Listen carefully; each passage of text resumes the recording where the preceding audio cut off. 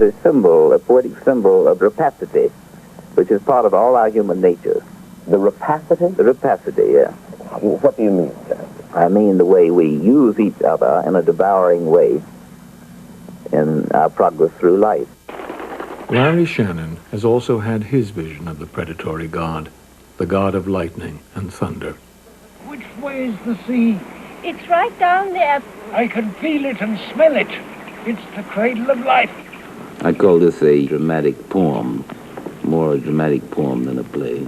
It has the atmosphere of a poem. They're chasing an iguana. What will they do with it? Tie him up, fatten him up, and eat him up. The predatory image that ends suddenly last summer becomes a backdrop and a starting point for Night of the Iguana, which opened on Broadway in 1961.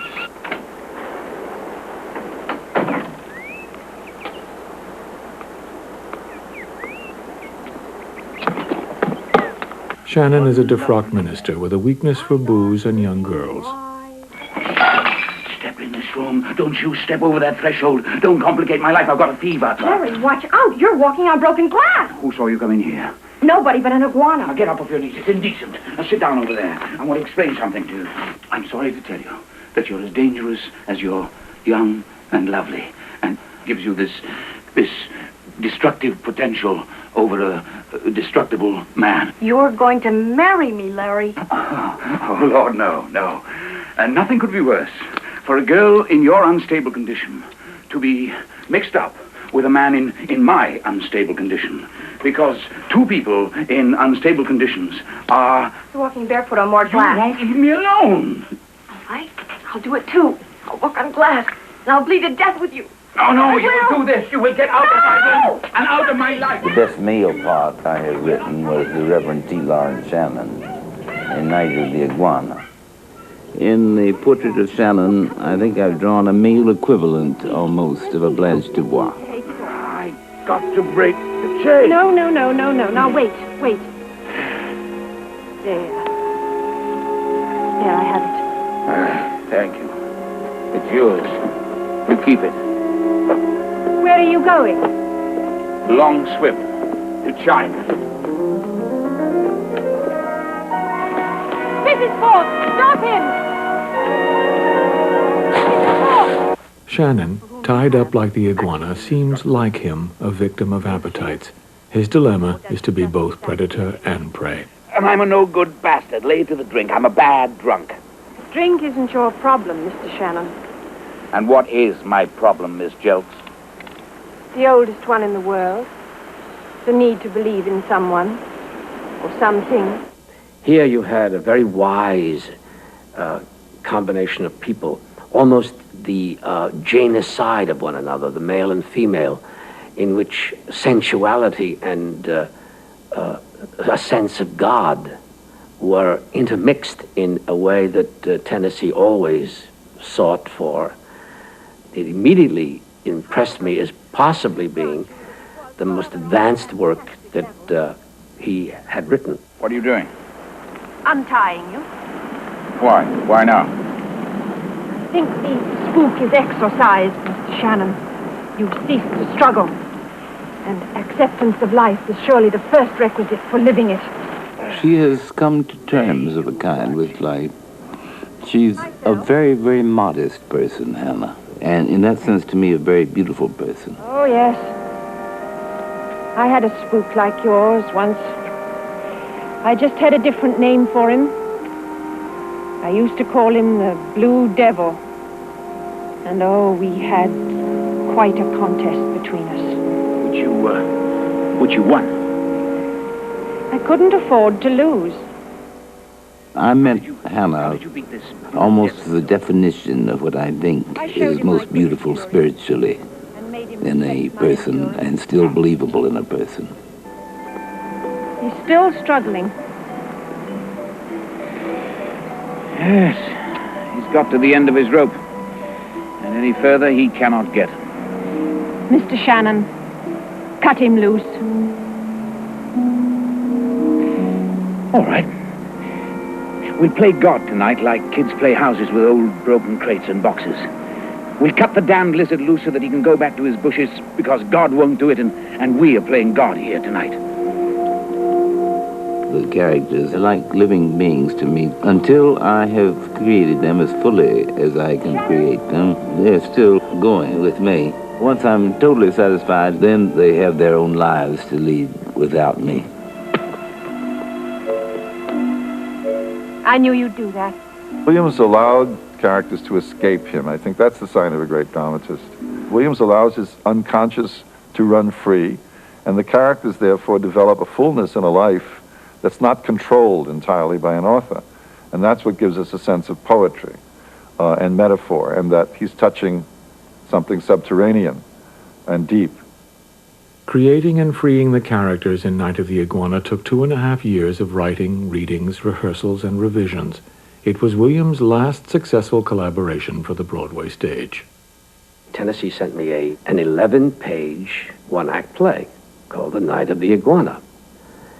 And the moment I read it, I said, my God, this is the nucleus of a long, wonderful Tennessee Williams play.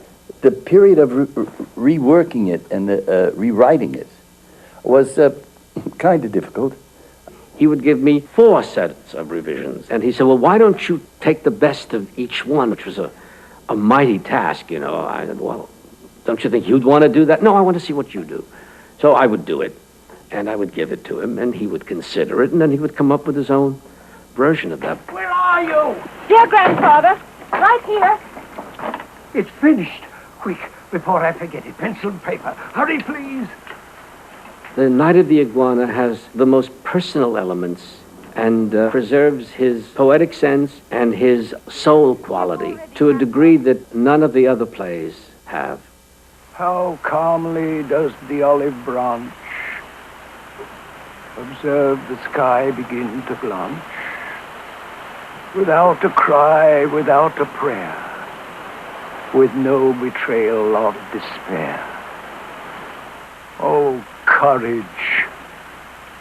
Could you not as well select a second place to dwell, not only in that golden tree, but in the frightened heart of me?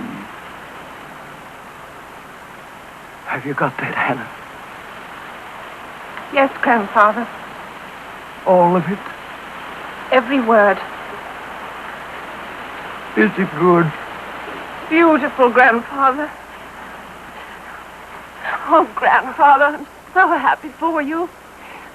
Thank you for writing such a lovely poem. It's worth the long wait. Can you sleep a little now? I'll fetch your shawl. I'd like to pray now.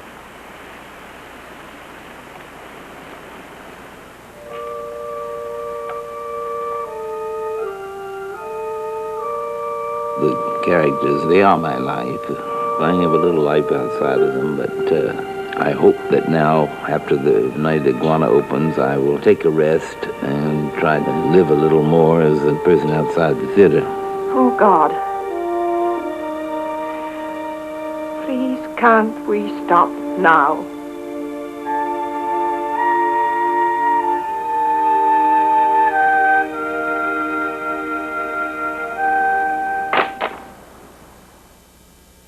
Just before Iguana opened on Broadway, Williams ended his 14-year relationship with Frank Merlo. I never liked Frank Merlo, but I used to ring up Tennessee pretending to be Truman Capote, who was the bane of both our lives. And one day I rang up, and Frank answered the phone.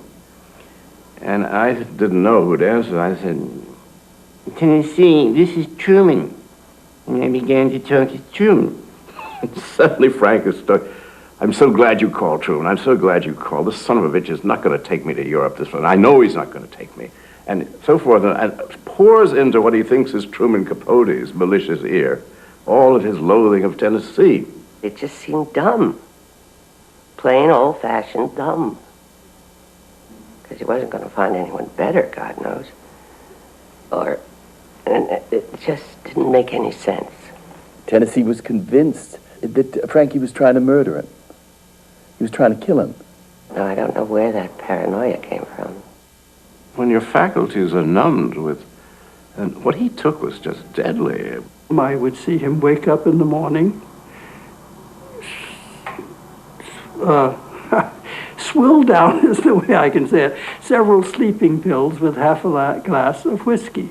That was the way he started his day. He kept opening bottles of vodka and said, open a new bottle. I'd say, but there's one we just opened. He said, no, I think Frankie's putting ground glass in them. He found a needle in the closet somewhere, and he accused Frank. He said Frank had his dope fiend friends over, some nonsense.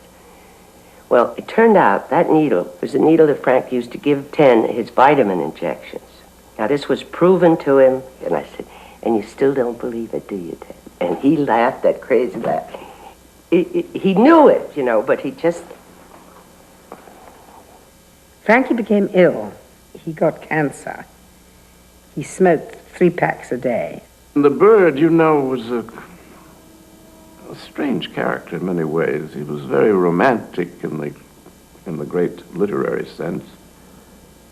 He even has the great line of romanticism he has Blanche say in Streetcar Named Desire, when she says, I shall but love thee better after death.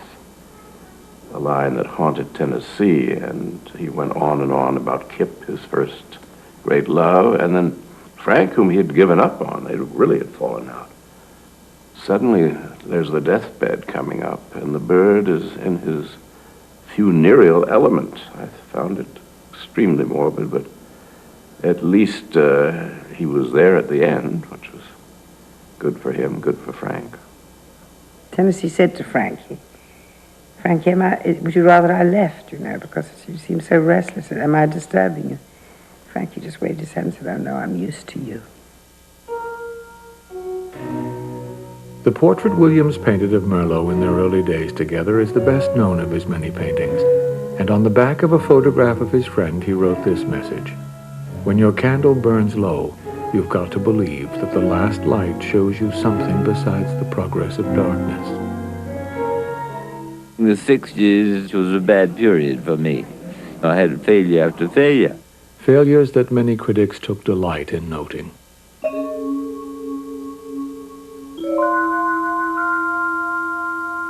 You certainly don't feel that you're a fraud. No, I'm not a fraud, but I'm not the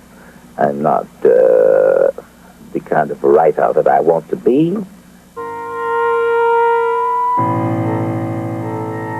Do you consider the body of your writing an important body of writing? I'm not the person to answer that. Important to me, yes, because in all of it, it contains things that I felt passionately.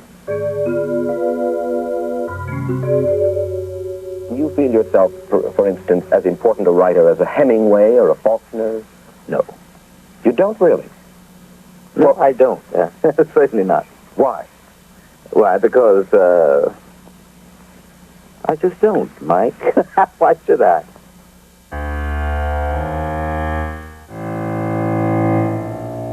Well, I'm very vulnerable. All writers are vulnerable, and when they get a shockingly bad press, they are naturally wounded by it, and it gives them pause to reflect, and they don't always just take a Coca-Cola. Mm-hmm.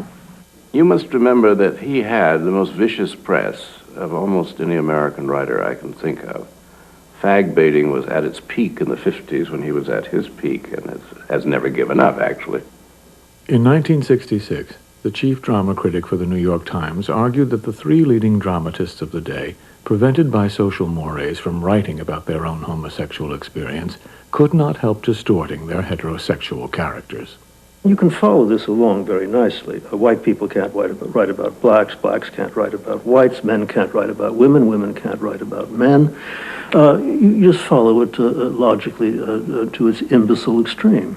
He was a universal playwright. And men and women were his subject. He could certainly do men and men, but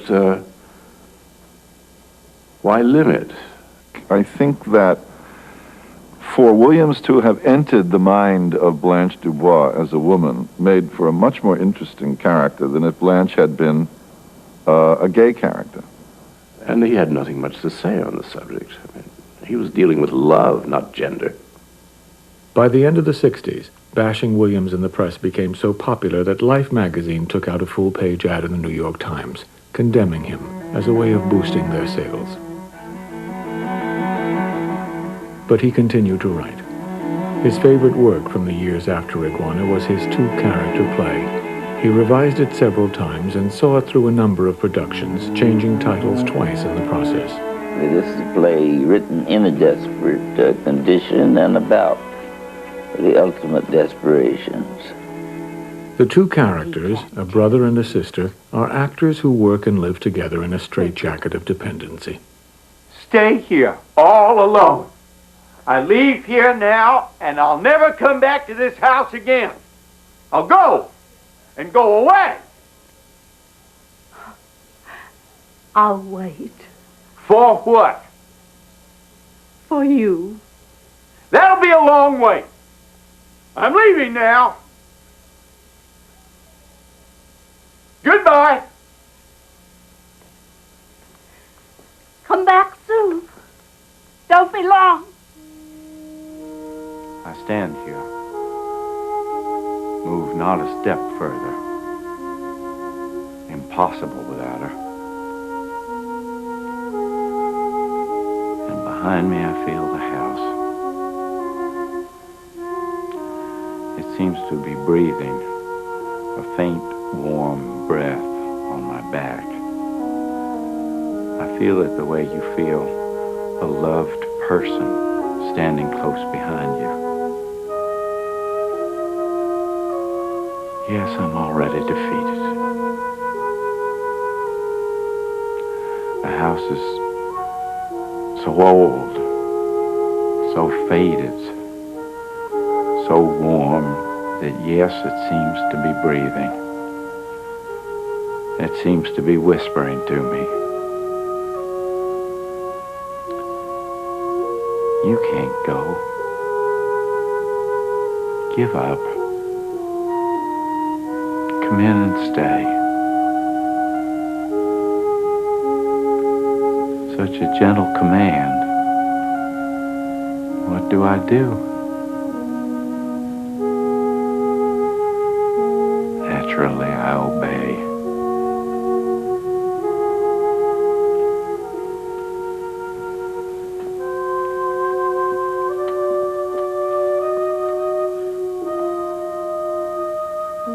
At the root of the play are memories of his sister Rose, her mental illness and the treatment she received.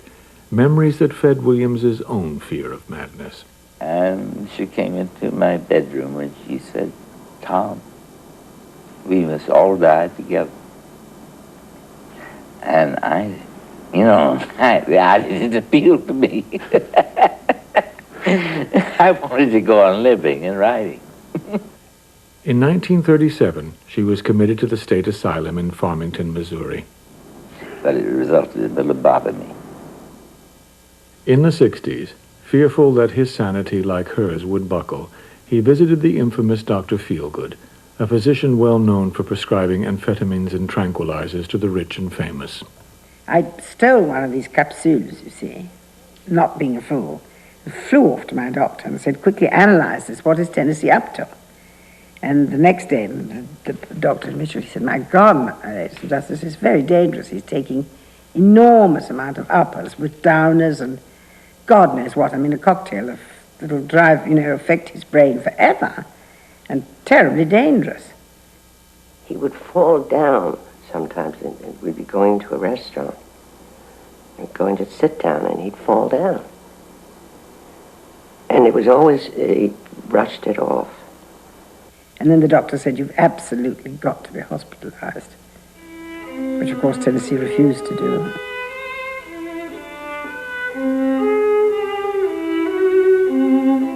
Finally, Williams's younger brother Dakin committed him to the psychiatric division of Barnes Hospital in St. Louis.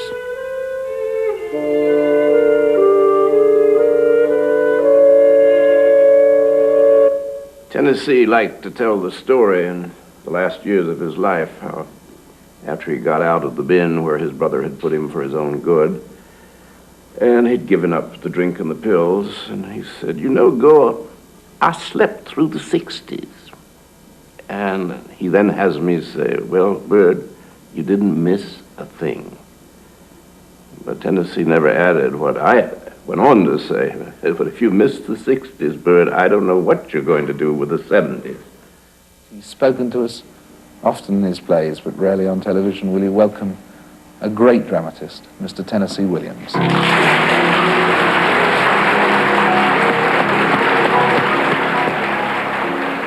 His first time on television after his breakdown, Williams made a public revelation that surprised no one, but it was remarkable for its candor after 30 years of innuendo.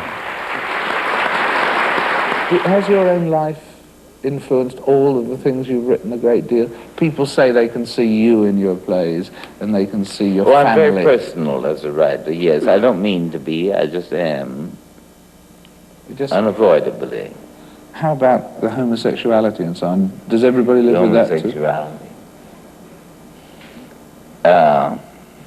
I think that everybody has some elements of homosexuality in him, even the most heterosexual of us. Well, that no one is all man or all woman, you mean? Oh, in my experience, no. I